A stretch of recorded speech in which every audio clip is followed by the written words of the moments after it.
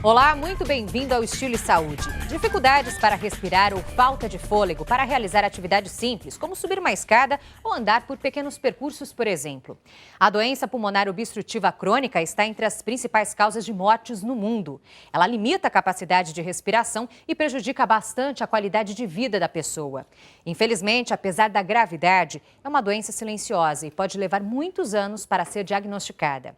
Eu recebo José Roberto Jardim, pneumologista da Universidade Federal de São Paulo e membro do Comitê Internacional de DPOC. Ele nos fala sobre as causas da doença e sobre o primeiro medicamento aqui no Brasil aprovado pela Anvisa para tratamento de quem sofre com o problema. Também recebo Manuel de Souza Machado, presidente da Associação Brasileira de Doença Pulmonar Obstrutiva Crônica, que é portador da doença. Antes da nossa conversa, eu convido você a assistir uma reportagem. Uma notícia que interessa e muito a quem mora em prédios. O cigarro do seu vizinho pode fazer mal aos seus filhos, mesmo que você não seja fumante. Acompanhe. Criança dentro da própria casa. Será que pode ter a saúde prejudicada pelos hábitos do vizinho? As substâncias tóxicas da fumaça passam de uma casa para outra. Isso é apenas mito ou pura verdade? Médicos de uma das mais respeitadas universidades do mundo, nos Estados Unidos, levaram 5 anos para responder essas perguntas. Pela primeira vez, eles chegam à prova definitiva dos males causados pelo cigarro à saúde de pequenos fumantes passivos. Os pesquisadores colheram o sangue de 5.000 crianças e jovens que viviam em diferentes estados daqui. Todos moravam em casas ou apartamentos onde não havia fumantes. E todos apresentavam resíduos de nicotina no sangue. A descoberta foi feita por cientistas que trabalham neste lugar, o maior e mais antigo hospital universitário ligado à Faculdade de Medicina de Harvard. O doutor Jonathan Winikoff dividiu as crianças e jovens em 2 grupos. Os que viviam em apartamentos e os que moravam em casas, sem contato de parede com o vizinho. 45% higher. Crianças do mesmo bairro e da mesma idade, que moravam em apartamento, tinham 45% mais resíduos de nicotina na corrente sanguínea.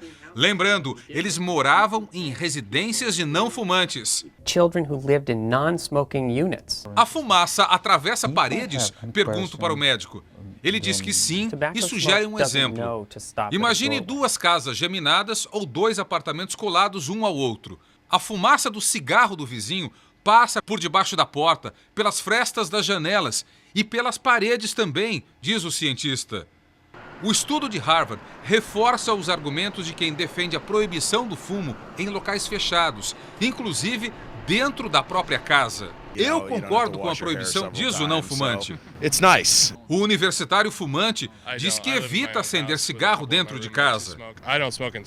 Proibir que alguém fume dentro da própria casa seria violação de privacidade? Não, responde o Dr. Winikoff, que argumenta. E as crianças que não têm como e para quem reclamar? Para elas, sim, temos que garantir a privacidade de um ambiente saudável, livre dos males causados pelo fumo. E o cigarro faz tão mal à saúde justamente porque ele possui cerca de 5.000 substâncias tóxicas, 11 delas cancerígenas. Para se ter uma ideia dos malefícios do vício, até mesmo cães e gatos que convivem com fumantes sofrem as consequências do tabagismo passivo e podem desenvolver doenças como câncer, bronquite, asma e crises alérgicas. Então, a melhor forma de cuidar da sua saúde e da saúde da sua família é ficando longe do cigarro. Sejam muito bem-vindos aqui ao Estilo e Saúde. Eu começo perguntando, doutor, o que é DPOC realmente? Bom, essa sigla já existe há muitos anos. Infelizmente, nós médicos é que não temos divulgado essa para o mundo leigo. Ela quer dizer doença pulmonar, obstrutiva crônica, como o próprio nome já está dizendo, é alguém que tem uma doença e que ela é crônica e, de um certo modo, ela é progressiva. Ou e seja, a grande causa é o cigarro. O cigarro, uma vez descoberta a doença, o próprio nome já diz, pulmonar crônica. Quando ela é descoberta, ela já está nesse estágio da doença, é isso? Ela pode ser diagnosticada no início, porque na fase inicial, aqui no Brasil as pessoas começam a fumar em torno dos 15 anos. E ele vai fumar 15, 20 anos, então ele já tem agora seus 30, 35 anos, ele começa a ter uma tossinha. Essa é a parte que nós chamamos de inflamatória da doença. Os brônquios ficam inflamados e a pessoa tem tosse e tem catarro. Nessa parte, ou nessa ocasião, é chamada de bronquite crônica. Com o evoluir da doença, o cigarro começa a destruir partes do pulmão, que são os alvéolos, que é o enfisema. A associação de bronquite crônica, que é a inflamação da tosse e catarro, e a destruição, que é enfisema, que dá falta de ar, as duas coisas é a DPOC, a doença pulmonar obstrutiva crônica. Então, o ideal seria nós diagnosticar a doença quando está na fase da bronquite crônica, só da tosse e do catarro. Que ainda tem um controle melhor sobre a doença, né? Muito melhor. Seu Manuel, seja bem-vindo, obrigada pela sua participação aqui conosco. O tabagismo foi a causa da DPOC na vida do senhor? Não tenho a menor dúvida, minha filha. Quanto Hoje, tempo o senhor eu fumei durante 30 e poucos anos, 35, 36 anos. Começou a fumar muito cedo? Comecei. A idade que o doutor Jardim fala que é normal, com 15 anos, e pior ainda. Na época eu fazia parte da equipe de natação do Clube Pinheiros. O senhor era um atleta, então? Nós saímos do treino de natação e íamos para o campo de futebol fumar. Olha, e por que isso, hein, seu Manuel? Porque naquela época era diferente.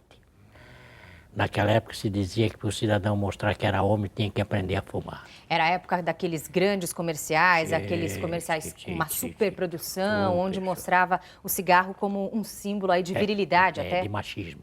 Olha, e o senhor caiu nessa? Ah, minha filha, isso fazia parte. Ia nos bailes, punha em cima da mesa um maço de cigarros. Na época o Hollywood era o mais famoso. Maço de cigarros Hollywood, as meninas ficavam todas olhando. Olha lá, tá? Chamava a atenção, então o cigarro do senhor fazia sucesso? Fazia sucesso. Olha só.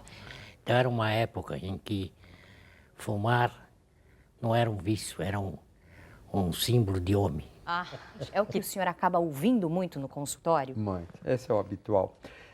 E o interessante que eu estava falando de que se fazia propaganda, você sabe que naquela época, 1920, 30, 40, médicos eram propagandistas de cigarro, apareciam nas revistas e nos jornais. E hoje nós temos essas figuras e passamos em aulas como mostrando como as coisas, como o conhecimento muda. Ou seja, faltava muita informação naquela época, né? Faltava o que o conhecimento que nós temos hoje, que o cigarro, ele leva a várias doenças, são 53 doenças associadas ao cigarro. Entre elas a DPOC, A DPOC é uma delas. E a quinta causa de morte no Brasil. Isso já foi de 50 a 60.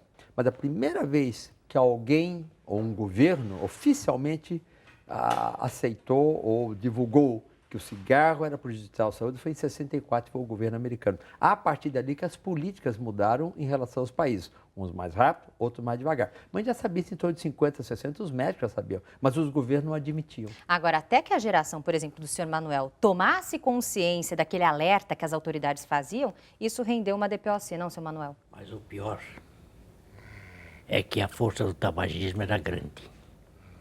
Naquela época existia uma revista chamada Cruzeiro, que não existe mais.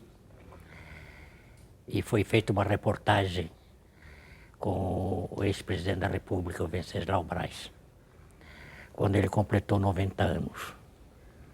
E o repórter perguntou para ele qual era a receita da longevidade. Ele faz simples, 2 copos de vinho tinto no almoço, 2 copos no jantar. Eu concordo, até aí eu concordo.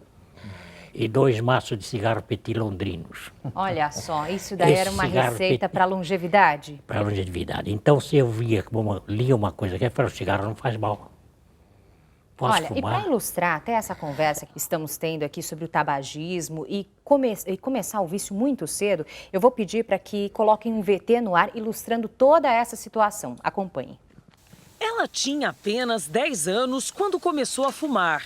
Ivone usava as bitucas de cigarro deixadas pelo pai para alimentar um vício que já dura mais de 30 anos. Sei que estou errada, sei que estou me prejudicando, minha saúde e a saúde dos meus filhos, mas eu não consigo parar.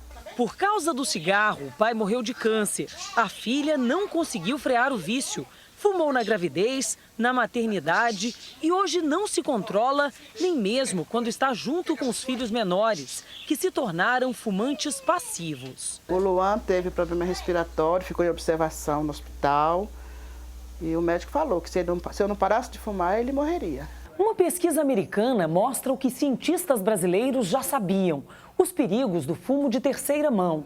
Pais fumantes podem contaminar os filhos com a fumaça tóxica do cigarro, mesmo à distância, quando as crianças não estão em casa. O cigarro traz quase 5.000 substâncias e gases. Muitas são tóxicas, como arsênico, amônia e monóxido de carbono. 11 delas são consideradas cancerígenas. Mesmo depois que a fumaça desaparece, os resíduos tóxicos ficam depositados nos objetos, nos móveis, no chão. Crianças de até 5 anos são as mais atingidas, porque engatinham, levam as mãos à boca e acabam acumulando desde cedo essas partículas no organismo. A criança vai ter mais chiado no peito, vai ter mais bronquite, vai ter mais infecção de ouvido e a criança pode ter, em contato com a fumaça do cigarro, mais morte súbita. Esse pediatra e pneumologista da Universidade de São Paulo diz que das crianças de 0 a 5 anos que dão entrada no hospital universitário vítimas de problemas respiratórios e outras doenças, 24% têm vestígios de nicotina na urina, o primeiro e arriscado passo para um vício difícil de superar. Esse combate deve ser muito forte para evitar que as crianças comecem, porque senão depois é muito difícil, muito complicado parar de fumar. Realmente é um vício